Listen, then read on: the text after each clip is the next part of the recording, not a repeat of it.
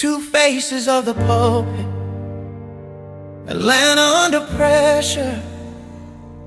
The bishop running from his past, the detective running toward the truth. And somewhere in the shadows,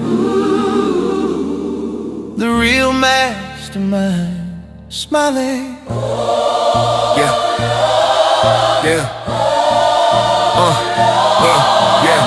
Black SUVs outside Maya's mother's place.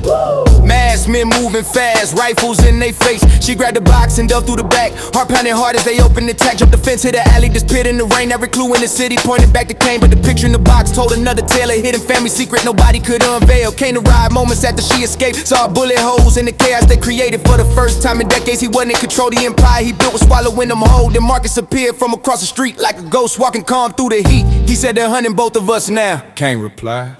Marcus said, the people but pull one thread, the whole thing unravel. Every road led to another level. Kings become pawns when the board gets flipped, and every secret got a loaded clip. Who's really running Atlanta's throne? Who built the cage around the stones?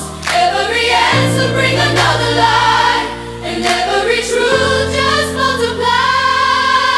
yeah. Maya finally opened the hidden files, documents stretching back hundreds of miles. Property deeds, political ties, murder investigation disguise. A symbol appeared on every page, a circle with 7 points arranged. No names attached, no fingerprint shown, just references to the covenant throne. The group controlled judges, churches, banks, street organizations, and military ranks. Every mayor for decades somehow connected, every scandal buried, every witness redirected. Then she found the impossible truth. The covenant existed before Cain's youth, before Marcus, before Atlanta grew an invisible empire nobody knew. Meanwhile, Cain met with his oldest advisor.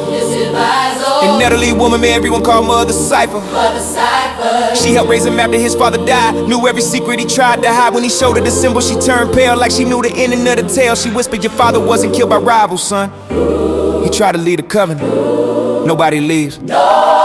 Yeah, the room went silent, Cain couldn't breathe. Everything he believed started to leave. The church, the money, the wars, a crime. Maybe somebody scripted his entire life. Maybe every victory was part of a design. Maybe he never truly crossed the line. Maybe the line was drawn before his birth, and he'd been serving it since touching earth. Marcus finally confessed his role. He wasn't seeking revenge anymore. For 20 years he hunted the same enemy. The people controlling both sides secretly. The gang wars, the politicians, the church donations, the prison systems. Every conflict generating profit and power, feeding the covenant hour after hour. Then Maya received a message on the phone. Coolness only, no name shown. Against better judgment, she went alone to an abandoned mansion outside the zone. Inside sat 7 empty chairs and one figure waiting in the glare. An older man dressed in gray who slowly smiled and said, welcome home, Maya.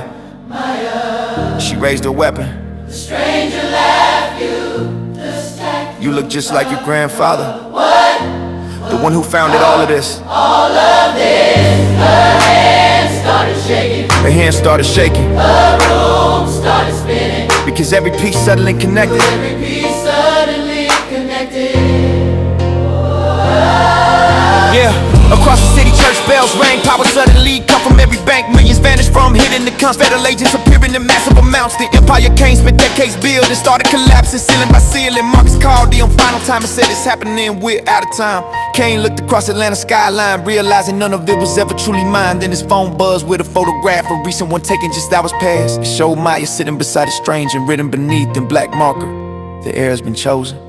Who is the man in gray? Who is the man in gray? Who is he coming gray? What is the covenant throne? Why was Maya chosen? And what happened to Cain's father?